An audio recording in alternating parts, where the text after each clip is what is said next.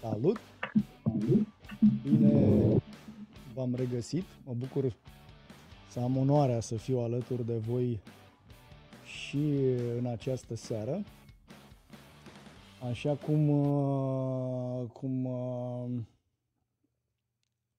am început ieri, și în seara aceasta am să încerc să vorbesc în special pe structura legată de fotografie.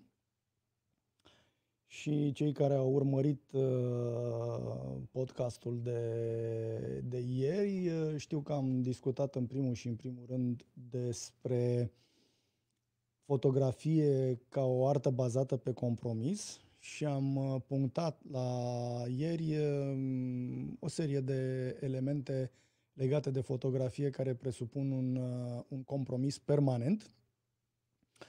Am început ieri discuțiile noastre cu timpul de expunere și am explicat un pic cum folosesc eu această variabilă pentru a lua o decizie potrivită în situația în care mă aflu în diverse ocazii și în diverse momente. Bun, astăzi o să încerc să continui cu un alt element și anume diafragma sau, așa zisa, profunzime de câmp. Este important să înțelegem că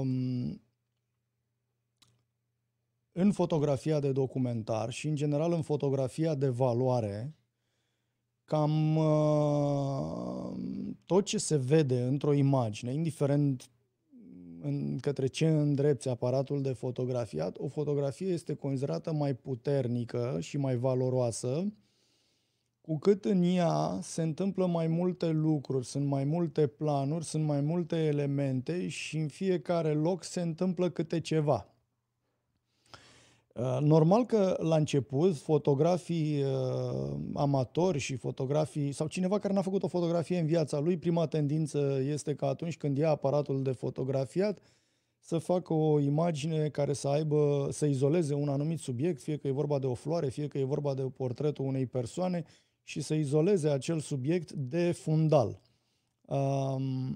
Acesta este însă o fotografie extrem de facilă, o fotografie care, din păcate, omoară 90% din informație. În fotografia de documentar ai nevoie de această informație. Cu cât este mai complexă imaginea, cu atât este mai puternică. Bun, hai să încerc să vedem dacă reușesc să vă arăt câteva imagini realizate de mine cu diverse profunzimi de câmp și să vă spun cum procedez eu în alegerea acestei profunzimi. Bun, încercăm să vedem aici în Photos, să încercăm un share și să vedem dacă putem să-l invităm alături de noi cu ocazia asta și pe Pescăruș, că el trebuie să fie în permanență alături de noi. Și uite, mă scot pe mine și pe Pescăruș deocamdată din imagine, pentru că n-are sens să ne urmăriți neapărat, ne puteți auzi foarte bine. Pescăruș, salută lumea! Să vedem dacă auzim ce zice Pescăruș. Spune ceva? Se aude. Pescăruș? Se aude, perfect. Bun. O să vă arăt, o să încep cu o imagine realizată de mine în timpul primăverii arabe, undeva la granița dintre Tunisia și Libia. După aia să arăți una din 1900 din 1900 toamna.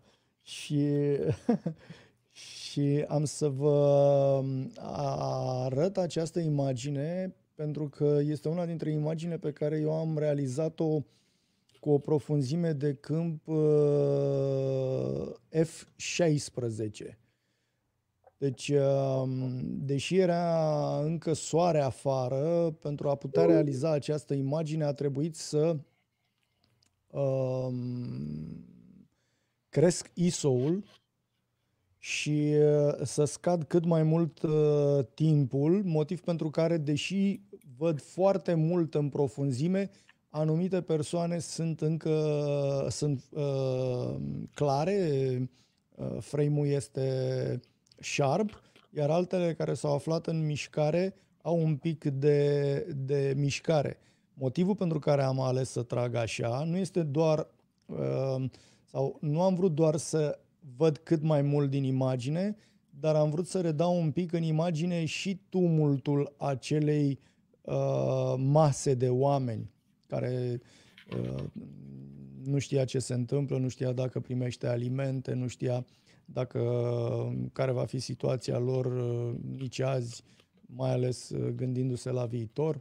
Erau într-un fel în situația în care ne regăsim noi, ca la noi acum. Exact.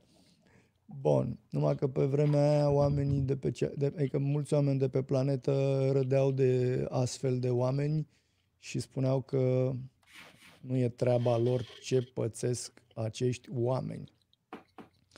Ne aducem aminte ce au pățit toți refugiații. Vă aduceți aminte când plecau refugiații din Siria și tot felul de indivizi comentau și spuneau că, Doamne, să-i oprim, că ce e asta, că vin cu ei numai teroriști, că ce să dăm noi drumul, că ce o să facem, că se amestecă cu noi, că dispărem ca marea rasă indo-europeană, că vin ăștia și ne cotropesc. Săracii de ei fugeau de un război, nu fugeau de plăcere și nu fugeau de o pandemie. Vedeți, acum, de exemplu, nu mai ai unde să fugi. Sau nu mai ai cu ce să fugi și, în general, nu ai nici bani, spre deosebire de ei care, săracii, plăteau, vindeau casa, vindeau tot ce aveau și tocmeau un samsar din ăsta, un cărăuș, care să-i ducă, să-i conducă, să-i pună pe o barcă și eventual să moară pe undeva pe lângă Lampedusa, să se nece toți. Da, am făcut o mică paranteză.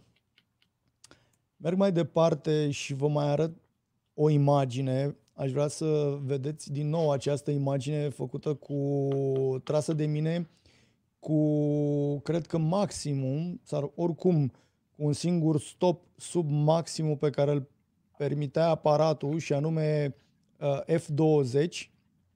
Deci o profunzime de câmp care, dacă aș mări această imagine, cred că aș putea să disting fețele și oamenilor din rândul din spate. Bun. Mergem mai departe și de data asta vă arăt o imagine trasă de mine cu un Leica și trasă de mine cu un obiectiv. O să vă arăt obiectivul. O secundă, pentru că are vreo 2 kg, cred. Nu are 2, dar 1 kg aproape are. Hai să vedem dacă pot să fac imaginea asta mai mare, o secundă. O porcărie de obiectiv. Ia să vedem. Da. Deci acest obiectiv este un obiectiv pentru Leica și da, ok. Și acest obiectiv are diafragma la acest obiectiv, dacă vedeți aici, începe de la 0,95. Se spune că ochiul uman, tradus în diafragmă pentru un obiectiv, un obiectiv care are o diafragmă care începe de la 1, înseamnă că la 1 este 1 la 1 paritate cu ochiul uman. Acest obiectiv are sub 1, ceea ce înseamnă că în el, prin tehnicile de șlefuire și calitatea obiectivului, intră mai multă lumină decât intră într-un ochiul nostru. Vreau să înțelegeți că de cele mai multe ori, deci cam în proporție de 99,9% din situații, eu și pe acest obiectiv îl folosesc la o diafragmă de 11, 16, 8. Sunt situații, câteva, numărate pe deget, în care am tras și l-am folosit uneori în jurul diafragmei de 1 sau poate sub 1. O imagine de genul acesta, ia să vedem dacă putem să revenim, este cea de aici. În primul rând, acest obiectiv m-a ajutat să mă decid în ceea ce privește compromisul despre care vorbeam și pentru mine a fost interesantă în această imagine expresia copilului și tot ceea ce se întâmpla în spatele lui devenea un fel de fundal care trebuia doar să acționeze ca sprijin, ca suport pentru acest prim plan. Și atunci am folosit acest obiectiv. Dar ca idee, rețineți acest aspect, am folosit această diafragmă, adică undeva între, sau poate sub 1 sau 1, de doar câteva ori în viața mea sau atunci când nu este absolut niciun pic de lumină. Altfel, ați văzut, trag cu 8, 11, 16 și dacă pot, mă duc și în 20 fără niciun fel de problemă. De ce? Fotografia care nu are nimic pe fundal a omorât 90% din imagine. Între cineva care face o fotografie de genul acela și o altă persoană, este greu să mai faci diferența, pentru că mare parte din informația cuprinsă în imagine lipsește. Și atunci toate imaginile arată la fel. Bun, hai să vedem dacă mai avem o imagine în acest set. Da, poate și asta e interesant, vedeți? Era undeva de dimineață la răsărit, dar un răsărit care din păcate era acoperit de nori. Dar după cum vedeți, eu am tras această cruce, însă și bineînțeles că cred că șarpul, deci focusul imaginii este pe cruce, dar am vrut să se vadă clar și în spate despre ce e vorba. N-am vrut să pierd informația din spate, motiv pentru care, din nou, această imagine este trasă la un ISO de 100 cu o diafragmă de f20, adică foarte, foarte mică și mică în sensul acelui orificiu care rămâne în obiectiv și prin care mai intră lumina, pentru că cu cât e mai mult soare, cu atât acel orificiu trebuie să fie cât mai mic ca cantitatea de lumină intrată să nu ardă imaginea. Invers, cu cât este mai puțin lumină, cu atât cobori, deci numărul de diafragmă spre 0,95 și acel orificiu se deschide. Ia să văd eu dacă nu cumva aș putea să vă arăt chestia asta chiar așa. Nu știu dacă voi putea, dar voi încerca. Da. Stai să... Așa. Deci cine vede sau dacă se Scoate vede... capacele din spate. Nu, cu capacul se vede, dar trebuie să am să nu reflecte... Uite-l. S-a făcut mare și... ce greu e, nu vine să cred. Scoate capacul puțin. Da. Nu, e greu. Oricum, ideea e că pe măsură ce acest număr se micșorează, acel orificiu devine mai mare. Pe măsură ce ne îndreptăm către F20, F22, acel orificiu devine mai mic. Bun. Așa, ia să vedem dacă mai e vreo imagine. Da. Poate și asta e interesant să o vedeți, doar pentru motivul că aici mă aflam într-un loc din nou în care era extrem de întuneric, deci lumina era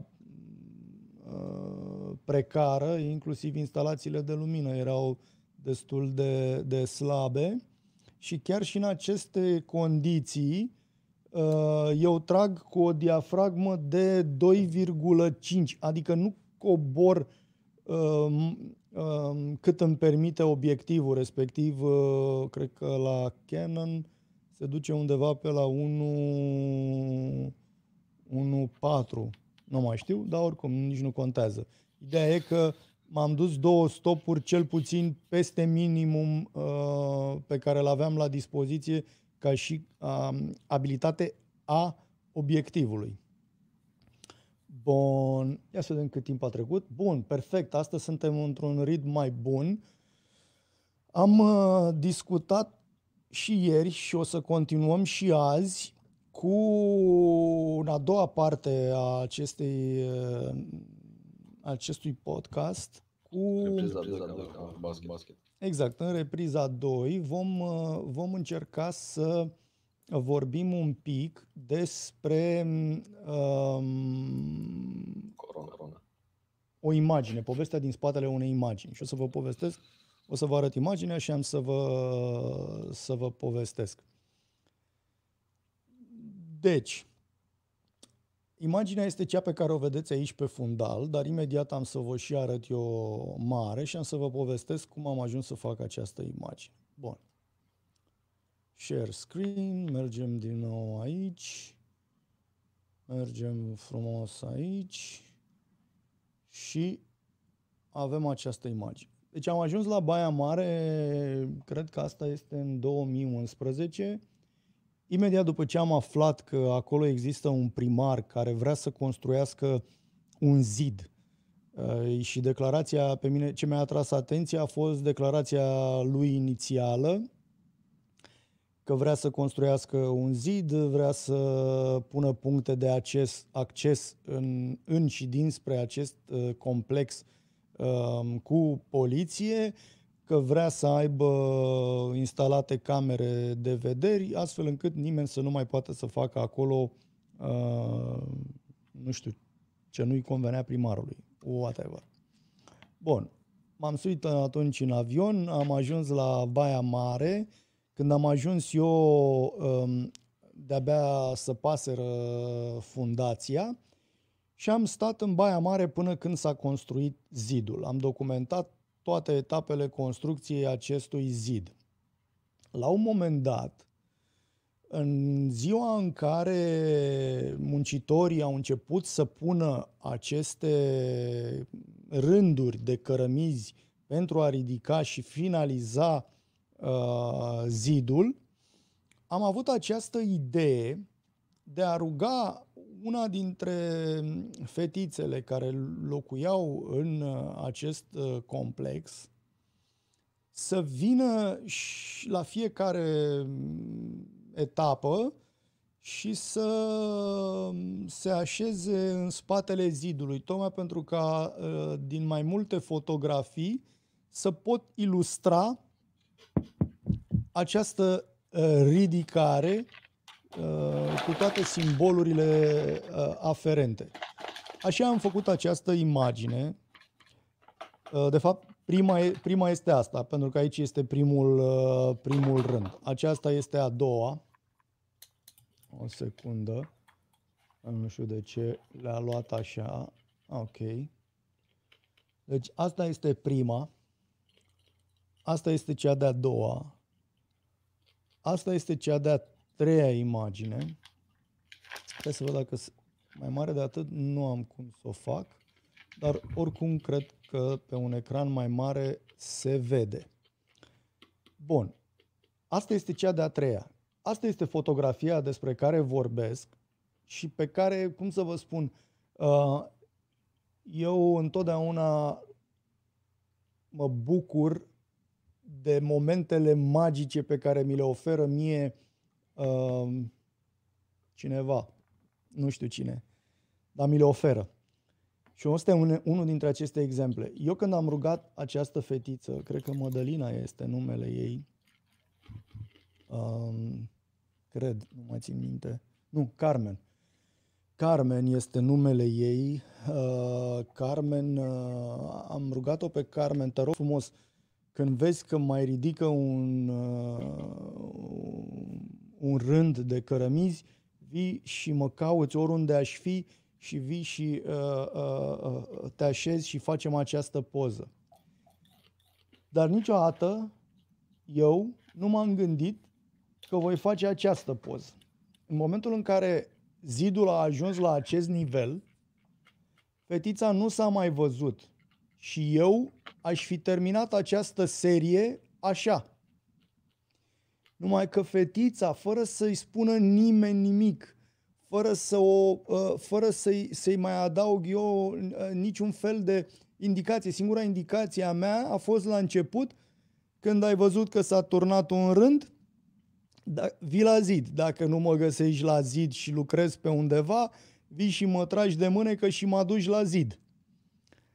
Dar asta este o fracțiune de secundă în care ea a simțit nevoia ca de după zid să-mi ridice mâinile. Și am făcut această fotografie fără să mă gândesc la ea, fără să știu că aș putea să o fac. Adică creativitatea ei a depășit-o cu mult pe a mea. Și aceasta este ultima imagine. Despre zidul de la Baia Mare o să vă povestesc, poate într-o emisiune dedicată, povestea și istoria lui, mergând până în zilele noastre, ca să zic așa, pentru că am urmărit ce s-a întâmplat la Baia Mare și cu acest zid timp de 9 ani. Și am vești bune. Bune pentru oameni, bune pentru mine, mai puțin bune pentru primar. Dar nu vreau să vă povestesc, să încep să vă povestesc că asta neapărat acum, pentru că asta în sine este probabil tema unei întâlniri. Bun. Haideți să vă mai arăt eu, pentru că am văzut și am avut ocazia să vedem această serie, să vedem această imagine care mi-a fost oferită în dar. Dar aș vrea să vedem dacă mai găsesc eu niște imagini din acea perioadă. Mare parte dintre ele le găsiți la mine pe site și poate că n-ar strica uneori să vă mai o uitați acolo.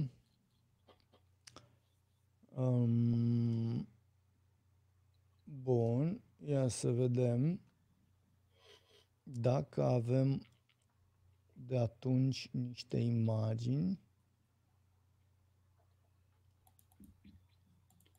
Deci vedeți aici, vă arăt cam câtă muncă am depus eu în nenumărate locuri, în comunitățile de romi și de-a lungul a foarte, foarte mulți ani, adică am revenit an și an, timp de 9-10 ani am vizitat locurile pe care le-am vizitat inițial. Cred că aici, uitați, aici era fundația, aici e momentul în care am ajuns prima dată și în care Maria încă se mai putea juca peste această fundație a zidului. Așa arăta complexul.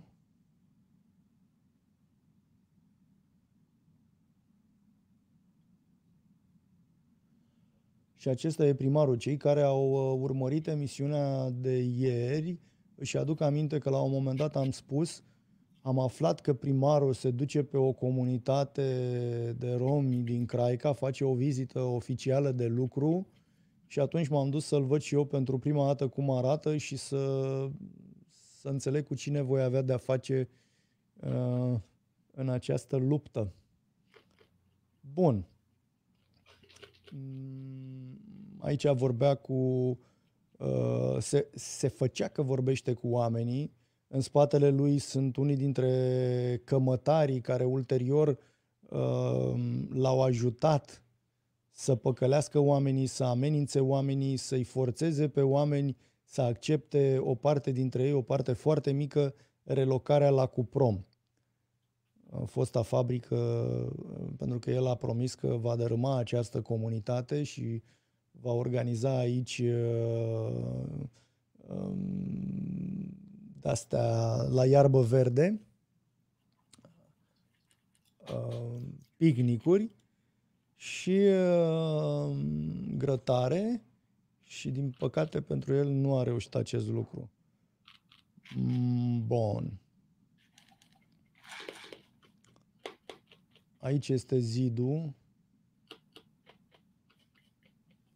Suntem din nou la zid unde venisem de fapt la momentul respectiv să lucrez.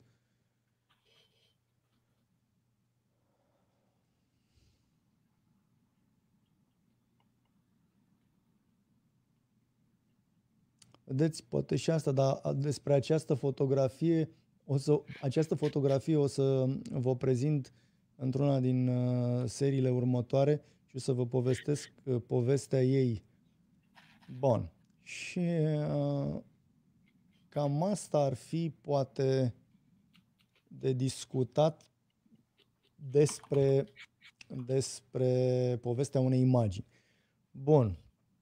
Băi, fac o paranteză. Vorbeam azi cu... Ia să încercăm să oprim asta. Așa.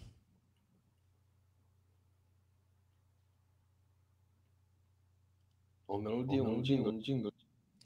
Un jingle, nu?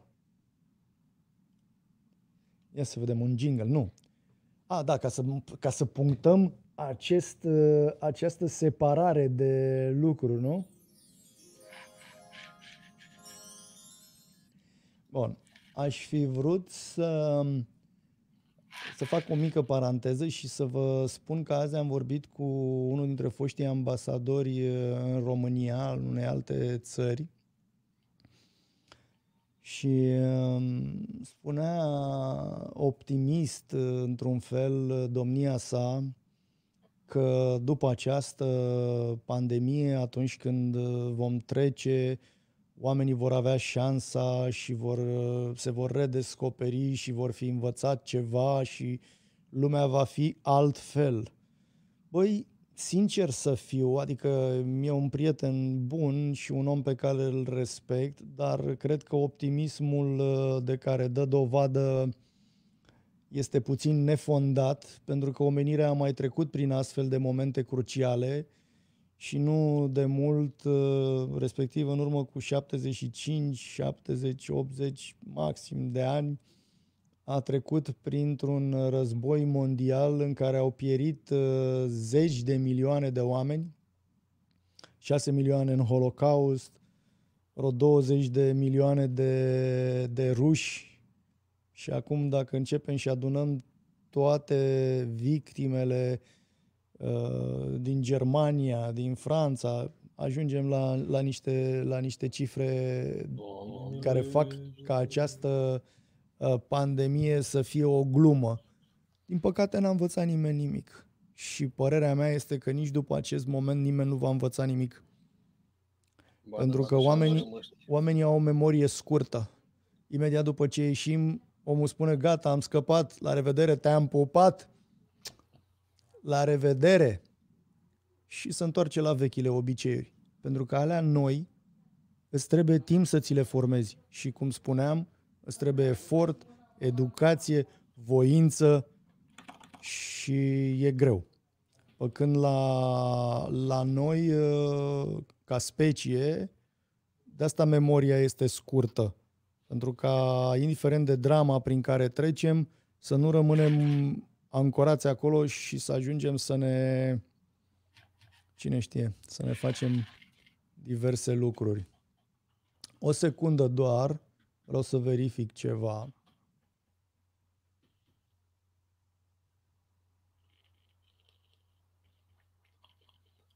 melodie.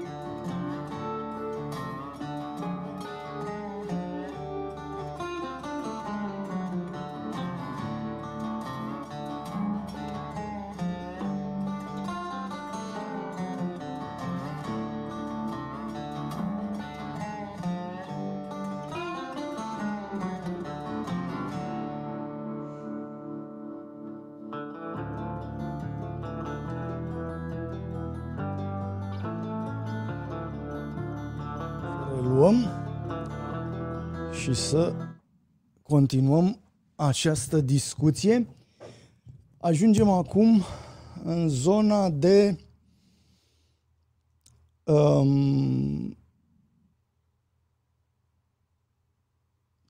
temă socială. Acum nu știu dacă, de exemplu, ați avea voi o temă socială și m-aș fi bucurat dacă o parte dintre noi sau dintre voi sau împreună. Salut, Alex. Uite, Alex mi-a scris. Mă bucur. Cred că o emisiune am să o dedic lui Alex și prietenilor lui și poveștii lui. Bună seara. Am pregătit eu o poveste, dacă vreți, pentru voi și poate n-am să trec prin toate aspectele acestei povești pentru că și ea merită o seară specială, dar am să vă spun în câteva cuvinte și o să reiau cu altă ocazie tema sărăciei. Multă lume mă întreabă, dom'le, dar de ce ajuți tu romii, de ce nu ajuți tu toți săracii? Băi, din păcate, este imposibil de unul singur, ca om. Nu e posibil, după cum vedeți, nici pentru guverne să acționeze pentru a combate sărăcia. Ce mi-am dorit eu însă întotdeauna, de când am început să parcurg acest drum, a fost să mă asigur că, indiferent că ești sărac, că ești bogat, că ai, că n-ai, statul și instituțiile statului, care de obicei sunt instituții de forță, nu abuzează de puterea pe care o au și te tratează fără să te discrimineze, fără segregare și așa mai departe. Deci nu se poate niciodată adresa, din punctul meu de vedere, deci ființa umană nu are în resorturile ei, probabil datorită unei chestii ancestrale, adică moștenite de pe vremea în care mergeam, aveam câte o familie din asta și mergeam pe câmp și îl vedeam pe cel care venea de departe, îl consideram străin și primul nostru gând era să-i dăm în cap, fie de frică să nu ne facă ceva, fie de foame, să-i luăm mâncarea. Bun. Acum, din păcate, știu că sună greu de acceptat, dar eu aș vrea în primul rând să nu mai existe abuzuri. Toată lumea să fie egală, nu numai în fața legii, dar să avem respectate toate aceste minim de drepturi garantate de Constituție, în adevăratul sens al cuvântului, nu doar pentru unii, pentru toți. Din acest motiv am spus că, de fapt, atunci când eu iau apărarea unei persoane, fie că e de etnie romă, fie că este de o anumită orientare sexuală, fie că aparține unei anumite religii, are o anumită vârstă, consumă anumite substanțe, se află într-o situație groaznică, de trafic, de ființe umane. Eu în momentul ăla am spus că atâta vreme cât reușim să-i protejăm pe cei mai vulnerabili dintre noi, reușim să ne protejăm pe noi. Deci nu protejez un grup, ci protejez sau o parte dintre oameni, ci protejez și încerc să apăr toți oamenii. Povestea, poate mai pe larg, a acestui demers e legat, uite, o să vă dau un exemplu apropo de tema sărăciei aleasă de mine pentru seara asta. La un moment dat, niște oameni din Caracal, o doamnă din Caracal, a aflat despre munca mea. Nu știu, fie a văzut pe Facebook, fie a văzut site-ul, fie a văzut una dintre emisiunile televizate despre care vă povesteam eu că în care îmi condiționam participarea de obligația acestor televiziuni să mă ia ca invitat și pe diverse probleme sociale. Și mi-a scris un mesaj la vremea respectivă și mi-a spus: am văzut ce faceți, suntem și noi o comunitate de rom din Caracal și aș vrea să veniți la noi. Și am întrebat-o: bun, care este problema? Pentru că trebuie să înțeleg despre ce este vorba.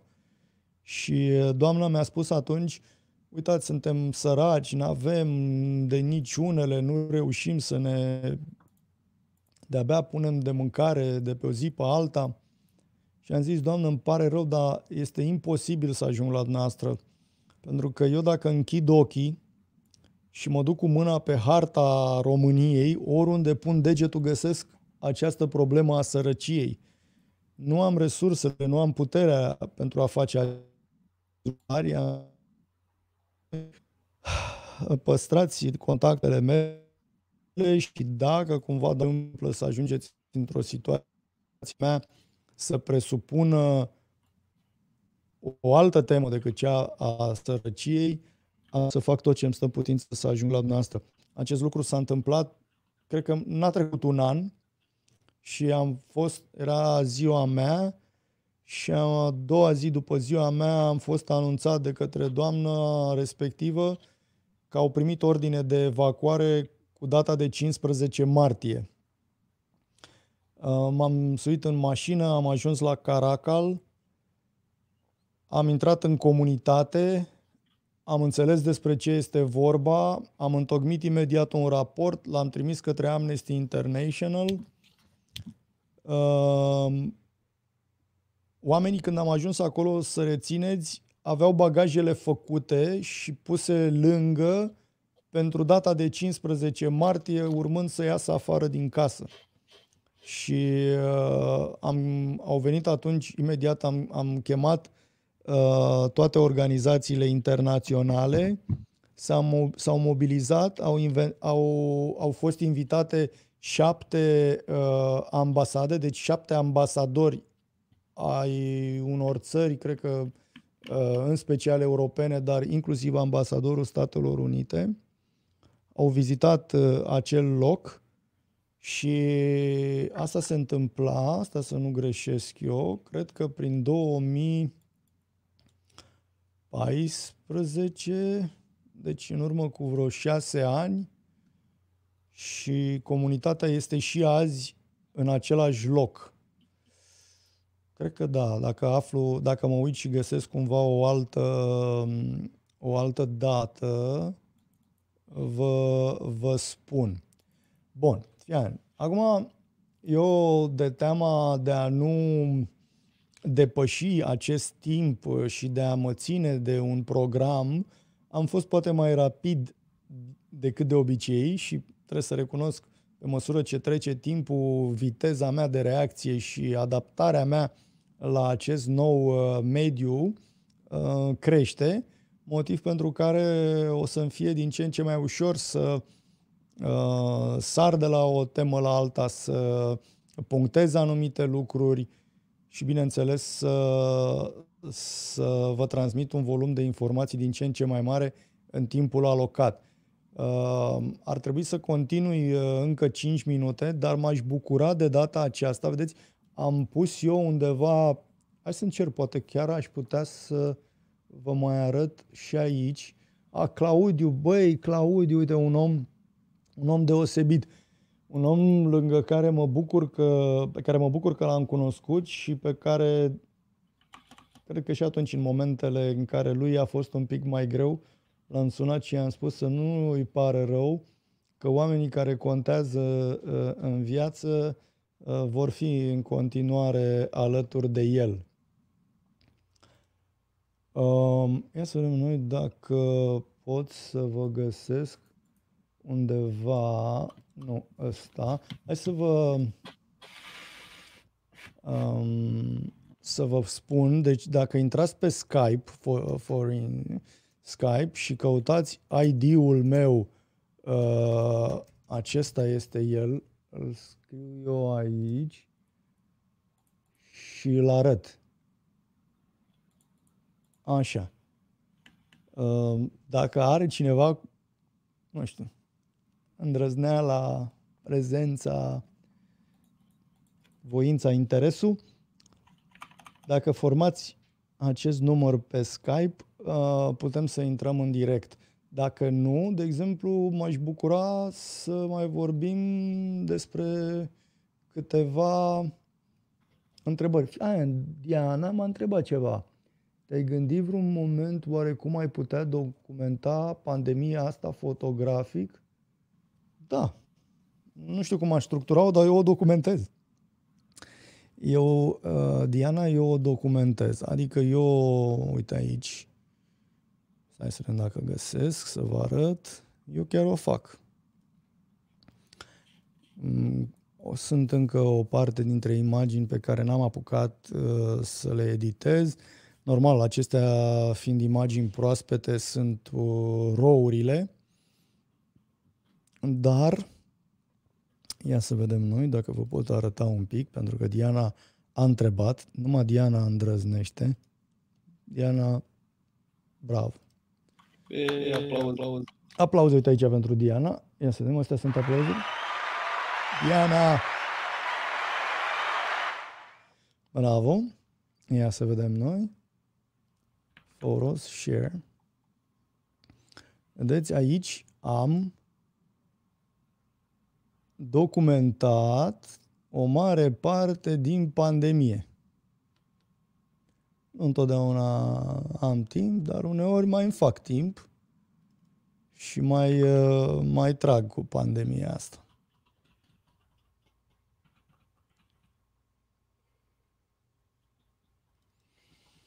Da.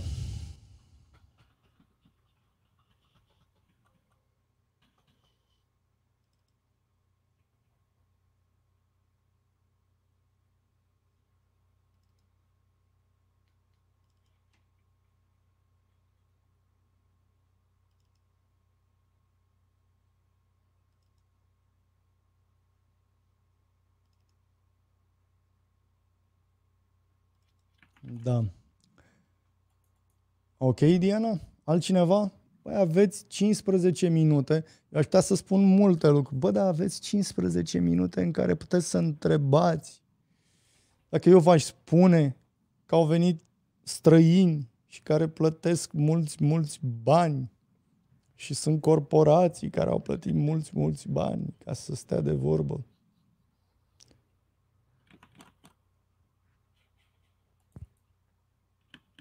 Claudiu, te iubesc.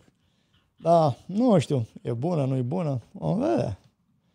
Dar, cum s-ar zice, eu fac acest demers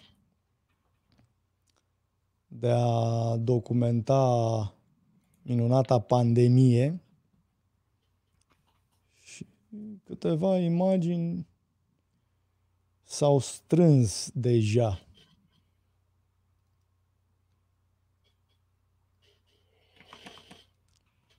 Dar nu-mi dau seama care ți-a plăcut ție.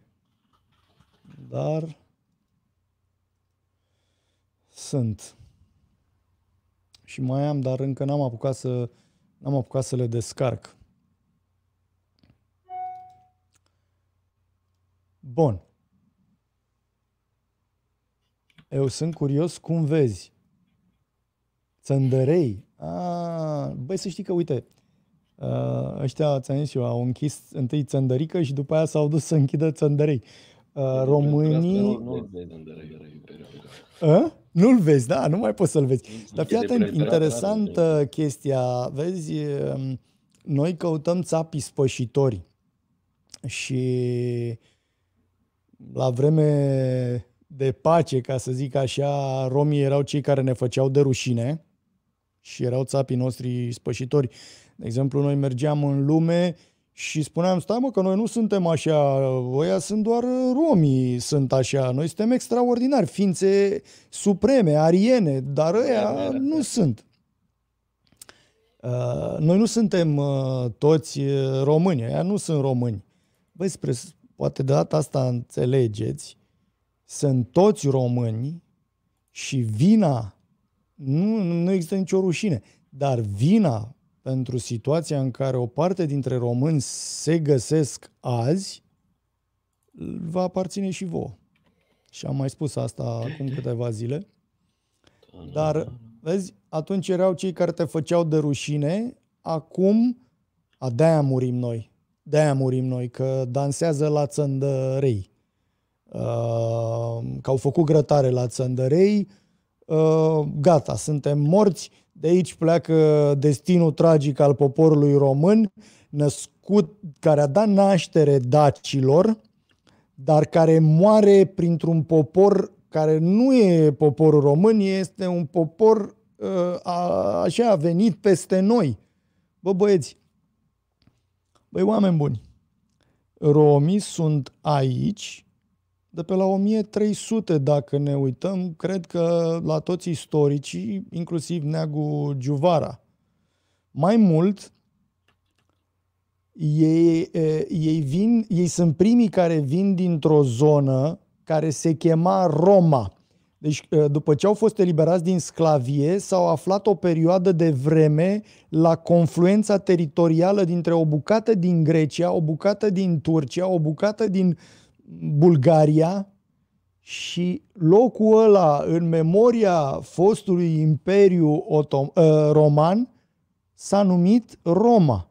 Ei acolo s-au așezat o perioadă și de acolo o parte dintre ei au început să meargă spre vest și o parte dintre ei au luat-o încet, așa, ușor, ușor în sus, au trecut Dunărea și au ajuns în ceea ce încă nu era țara românească. Da? Deci primii care au ajuns într-o zonă care se numea Roma sunt foștii sclavi romi. Dacă nu mă credeți pe mine, că știi cum e, te uiți la mine, zici, bă, cine-i prostul ăsta, mă, de zice el lucrurile astea? Bă, n-ai problemă, mergi și le cauți istoria. Începi și citești, îți iei un volum, îți mai iei un volum, îl compari pe istoricul ăla cu istoricul celălalt și le pui și tu cap la cap și vezi. Dar asta e cu Țăndăreiul. Țăndăreiul trebuia să-i dea poporului satisfacția că cineva plătește. Lasă, bă, că le arătăm noi. Nu știi, noi avem o problemă, Claudiu, noi avem o problemă fundamentală. Noi nici măcar nu putem să ne bucurăm de nunți. Noi ne uitam la cum fac oamenii ăștia o nuntă și spuneam, mamă, ai văzut ce nenorocire, fac scandal, muzică, nu știu ce. Bă, băiatule, vă invit în București să mergeți vara, nu acum, nu vara asta. Nu vara asta că a dat corona în ei. Dar mergeți în Herăstrău, pe șoseaua Nordului, începând de la ambasada Chinei, în tot cartierul ăla, și să vedeți cum se aude până la ora 4, 5, 6 dimineața muzica de la cluburi dată la maxim. Adică s-a întâmplat până în vara asta. Nu e o chestie despre care vă vorbesc că s-a întâmplat ocazional când să zicem a dat băiatul lui Adrian Năstase că fericit fiindcă a închiriat spațiu pe care vedeți, adică unii băieți au spațiile din Parcul Herăstrău. Le au unii băieți, nu le aveți voi. Uite, sunteți niște oameni deosebiți și vă uitați la mine. Voi nu ați primit în gestiune de locație pe 49 de ani sau 99 de ani o bucată din Herăstrău. Dar după ce că ați fost niște nenorociți și ați primit-o, ați închiriat-o unui club și clubul de nenorociți dă muzica la maxim până la ora 6 dimineața, de nu poate să doarmă absolut nimeni și preferă să plătească o amendă decât să fie liniște și pace într-un cartier rezidențial, că nu e ca la Mazăre, la marginea Mamaiei, că și acolo deja nu mai e, adică nu mai e la margine. S-a construit și a devenit cartier. O să-i mute mai departe, o să-i ajungă cu aceste corturi undeva pe la Tuzla, sau pe la Petromidia. Dar vedeți, ăștia pot că au bani. Ăștia pot că sunteți voi. Dar ăia care sunt sărmani și fac o nuntă, ăia nu pot. De ce? Că sunt sărmani. Dar nu-i problemă. Că ăsta sărmanului niciodată nu i-a fost frică de moarte. Nu e frică de moarte, că o viață are, n-are nimic. E mort de foame, e mort de când s-a născut. Dar vă e frică de moarte. Așa că ăsta-i țăndăreiul. Show mediatic. Este bucuria românului rasist să-l vadă pe cel mai sărac, mai vulnerabil decât el pus la punct. Dar el nu se pune singur pe sine la punct. Ceea ce poți tu să faci, poate să facă și cel sărac. Da. Ți s-a reproșat vreodată că romantizezi un pic romii? Păi nu. Nu, că nu există nimic romantic. Uite, vorbeam eu despre sărăcie și pentru cu asta o să închid, dar o să reiau episodul ăsta într-un podcast dedicat. Vedeți voi, eu m-am dus la un moment dat un mare director general, o să-i spun eu numele în episodul dedicat, mi-a spus într-un cadru din ăsta oficial, într-un hotel la Sheraton, parcă eram, cu ocazia unei, nu știu, zilele, nu știu de care, economice și așa mai departe, a spus 1000 de prostii, dar printre cele 1000 de prostii a fost această idee potrivit căreia în România nu există săraci și nu le face nimeni nimic rău și totul e bine în România, că să nu mai credem noi toate aceste raporturi, deci tot ce înseamnă raport internațional, UNICEF, salvați copii, astea sunt niște aberații. Așa a zis omul. Motamo.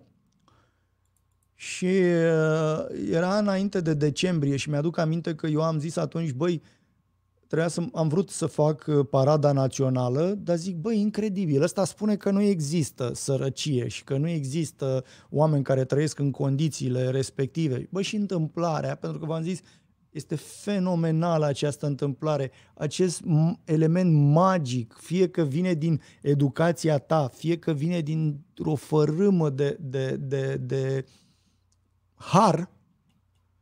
Bă, nene, feed-ul de așa, că eu cei mai mulți oameni care i-am la prieteni în Facebook sunt romii din comunitățile astea amărâte. Bă, și apare în feed-ul meu, că eu nu vă urmăresc pe voi, că n-am ce să văd. Ce să văd? Bă, nici măcar nu vă dezbrăcați, nu faceți video chat în direct, n-am ce să văd. Și atunci mai bine mă uit la niște oameni amărâți, că poate văd, e o problemă, știu ce. Bă, și mi-a apărut în feed un preot care mergea cu aparat, cu telefonul așa prin sat și zicea, uite mă, oameni buni, uite cum trăiesc oamenii ăștia săraci, uite că n-au căși, uite că n-au dat alea, uite că nu le-ar trebui, nu da și voi ceva să-i ajutăm și nu știu ce. Și zic, ia uite bă băiatule, ce face asta? Ia să merg până la el să văd. Bă, și m-am suit în mașină, și am zis de 1 decembrie plec la omul ăsta să văd ce face el acolo la el în sat. Și am ajuns acolo de 1 decembrie, am stat 2 zile, am documentat o sărăcie lucie, l-am documentat pe acest preot penticostal care făcea tot ce îi stătea în putință să strângă bani și materiale de la oameni ca să construiască case pentru amărâți. Construise deja vreo 4, 5, 6 la momentul respectiv. Casele erau construite pe pământul lui, deci pământul îi aparținea lui și el le construia cum putea pe rând la fiecare câte o casă. Și am zis, bă, eu documentez acest lucru neromanțat, că nu e cu dansuri din buric, nu e cu părul împletit, nu e cu fuste din alea care se învârt, nu e cu urși care joacă, nu e cu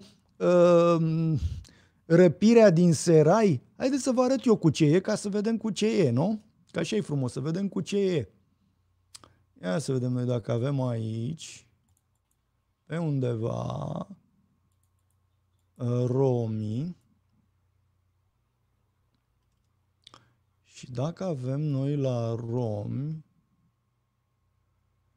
i-am spus acestui material fețele sărăciei, ca să-i arăt acestui individ că acești oameni există.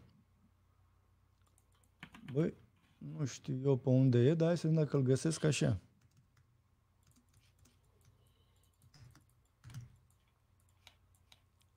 Dar între timp, până îl caut eu, ca să nu așa, vorba lui Bogdan, lui Pescăruș, nu? Să-i mai punem o melodie. Ia să vedem.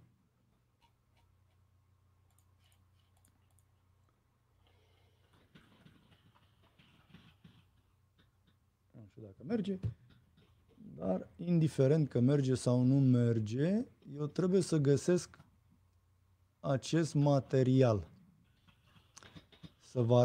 Să vă arăt eu așa frumos cum nu e romanțat deloc, nici exagerat, dar cum arătau oamenii aceștia. Și cred că era 2018, cred că în centenarie, stați așa, că eu am făcut la un moment dat un efort să pot să arăt ce se întâmplă la timp de centenar în România. Nu știu dacă e atunci sau nu e. Nu e.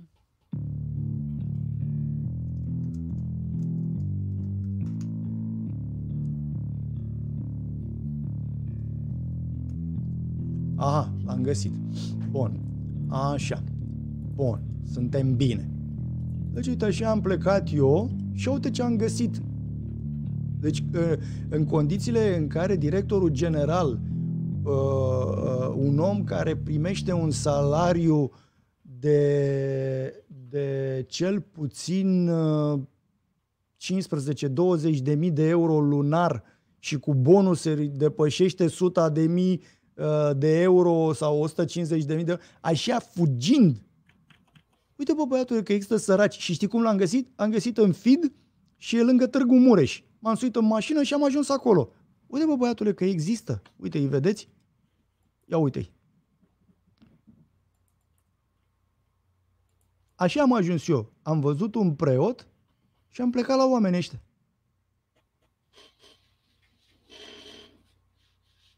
Bă, se vede ceva? Vedeți ceva? Vedeți că nu e nimic romantic și romantizat aici? Bun. Aș putea să vă arăt la nesfârșit, dar aceasta este comunitatea dintr-un sat de lângă Târgu Mureș și nu e nimic romantizat. Deci nu, eu îți prezint realitatea. Singurul lucru care mi-a fost reproșat a fost, dar de ce faci tu, mă, poze cu romi? Nu vrei, mă, să faci cu altceva? Hata, mă, cam berechet. Eu de-aia nici nu plec în Africa. De exemplu, ați văzut toți fotografii care au anumite pretenții de la aici, de la viață, că sunt născuți în țări civilizate și în astea sunt nevoiți să înceapă să alerge pe alte continente, până Africa, până Asia. Păi eu am Africa aici, acasă. Asta e, sărăcia de aici este echivalentă cu sărăcia de pe orice colț de pe planeta asta. Bun. Băi, s-a terminat emisiunea. Și nu vreau să vă mai țin, dar să încheiem într-o notă tot așa din nou pozitivă. Nu, negativă. Într-o notă negativă ca să nu murim de corona.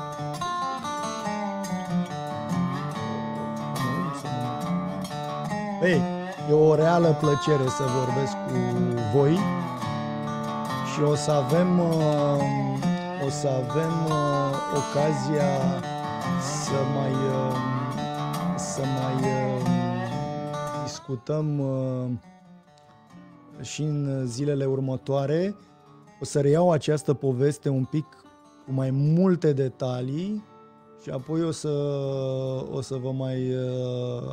să-mi aduc aminte sau o să-mi aduceți voi aminte să vă povestesc povestea din spatele imaginii cu copiii pe acea scară. V-am zis eu că o să... Da, mi-aduc eu aminte că încă nu m-am ramolit. Sorin Marius, mulțumesc. Sorine Ios, mulțumesc că te-ai uitat. Eu vă mulțumesc la toți și vă doresc o seară extrem de plăcută alături de cine doriți voi.